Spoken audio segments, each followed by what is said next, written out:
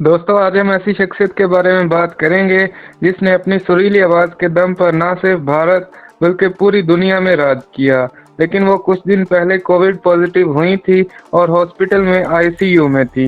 Corona से लड़ते लड़ते वो इस दुनिया फानी से कूच कर गईं, लेकिन वो अपने फैंस के दिलों में हमेशा जिंदा रहेंगी। नाजरीन, लोगों ने उनके टैलेंट की वजह से उनको queen of melody, voice of nation जैसे नामों से पुकारते थे। So without wasting your time, let's begin. Here we go.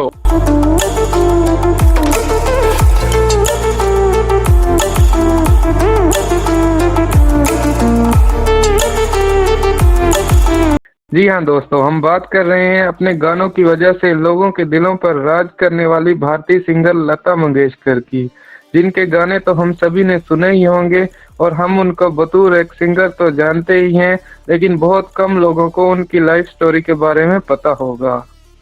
Lata Mangeshkar 28 सितंबर 1929 को पैदा हुई। उनके बाप का नाम दीनानाथ मंगेशकर था, जो कि एक गायक और थिएटर एक्टर थे। उनकी मां का नाम शिवांती मंगेशकर था। दोस्तों, जब लता जी की उम्र 5 बरस हुई, तभी से उन्होंने गाने की प्रैक्टिस करना शुरू कर दी। वो अपने बाप से गाना सीखती और स्कूल जाकर सुनाती और दूसरे बच्चों को सिखाती। उनके इस काम की खबर जब उनके स्कूल टीचर को पता चली तो उन्होंने इन्हें बहुत मारा, जिसकी वजह से लता जी ने स्कूल जाना ही बंद कर दिया। छोटी उम्र से ही वो अपने बाप के गानों और उनके सुर की गलतियों को पकड़कर ठीक करती। ये सब देखकर उनके बाप ने सोचा कि ये हीरा तो मेरे घर में ही मौजूद है, तो उन्होंने लता जी को और अच्छे से गाना सिखाना और प्रैक्टिस कराना शुरू कर दी। लता जी जब 13 बरस की हुई तो उनके बाप का दिली मर्ज की वजह से इंतकाल हो गया, जिसकी वजह से उनके खानदान पर दुखों का पहाड़ टूट पड़ा।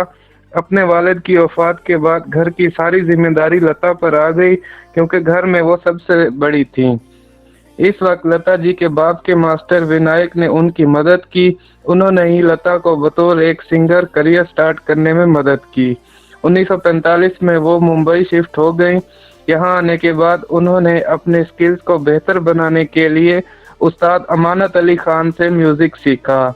1948 में लता जी को उनकी जिंदगी की सबसे बड़ी कामयाबी मिली जब उन्होंने मजबूर फिल्म का गाना गाया, जिसके बोल थे, दिल मेरा तोड़ा मुझे कहीं का नहीं छोड़ा। ये गाना पूरे हिंदुस्तान में सुपर हिट हुआ। आगे चलकर लता जी ने शंकर, नौशाद अली, एस.डी. बर्मन, हुसन लाल जैसे नामवर म्यूजिक डायरेक्टर के साथ काम किया और अपनी आवाज से बहुत जल्द ही उन्होंने लोगों के दिलों में अपने लिए अलग ही जगह बना ली। कामयाबी और मेहनत के साथ वो जैसे जैसे मशहूर जमाना होती गई, तो साथ साथ उनके दुश्मन भी बढ़ते गए। एक दिन अचानक उनकी तबीयत कुछ नासाज हो गई, तो उनको हॉस्पिटल ले जाया गया।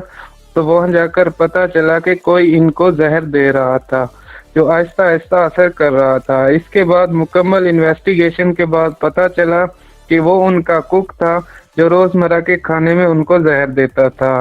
लेकिन जब तक मौत का वक्त ना हो, तो मौत खुद जिंदगी की हिफाजत करती है।